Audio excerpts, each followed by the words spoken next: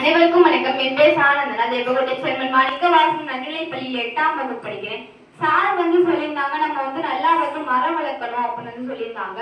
Sir சொல்லியிருந்தாங்க மரம் வளர்ப்போம் மழை பெறுவோம் அப்படின்னு சொல்லியிருந்தாங்க. நம்ம எவ்வளவுக்கு எவ்வளவு மரம் வளர்க்குறோமோ அவ்வளவு நமக்கு மழை கிடைக்கும் அப்படின்னு சொல்லியிருந்தாங்க.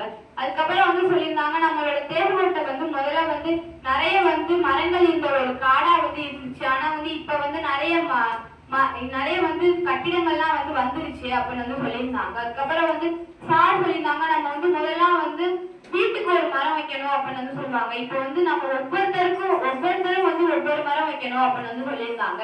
நம்ம இப்ப நம்ம ரோட்ல போகும்போது நமக்கு தண்ணி தவிச்சுச்சுன்னா நம்மள்ட்ட இருக்க தண்ணியோ இல்ல பக்கத்துல யாராச்சும் இருந்தா நம்ம வாங்கி குடிப்போம். அதே மாதிரி ரோட்ல போகும்போது ஒரு மரமோ செடியா வாடி இருந்துச்சு அப்படின்னா நம்மள்ட்ட இருக்க தண்ணி இல்லைன்னா பக்கத்துல யாராச்சும் தண்ணி வாங்கி அதுக்கு ஊத்தணும். அப்படி ஊத்தணும் அப்படின்னா நம்மளோட இந்த ஊரே ரொம்ப செழிப்பா மாறிடும் அப்படின்னு சொல்லியிருந்தாங்க. நம்ம நிறைய ஊர் ஏற்காடுலாம் ரொம்ப குளிர்ச்சியா இருக்கும். அதே மாதிரி நம்மளும் இங்க மரம் வளர்த்தோம் அப்படின்னா இந்த இடம் வெப்பமா இருக்காது, நமக்கு குளிர்ச்சியா இருக்கும் அப்படின்னு சொல்லியிருந்தாங்க. சார் சொல்லியிருந்தாங்க 32 லட்சம் ரூபாய் மதிப்புள்ள சுத்தமான காற்று ஒரு மரம் தருது அப்படின்னு சொல்லியிருந்தாங்க. அது மாதிரி 32,000 மரங்கள் அரசாங்கம் கொடுக்க உத்தரவிட்டிருக்காங்க அப்படின்னு சொல்லியிருந்தாங்க.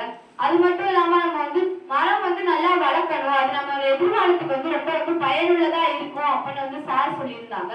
நம்ம எவ்வளவு மரம் வளர்க்குறோமோ அது நமக்கு ரொம்ப நல்லது அப்படின்னு சொல்லியிருந்தாங்க. சார் சொன்னது எல்லாமே எனக்கு ரொம்ப புரிஞ்சிச்சு. சார் புரியுற மாதிரி சொன்னதுக்கு சாருக்கு நன்றி சொல்லிக்கிறேன். நானும் நிறைய செடி வளர்ப்பேன். நன்றி.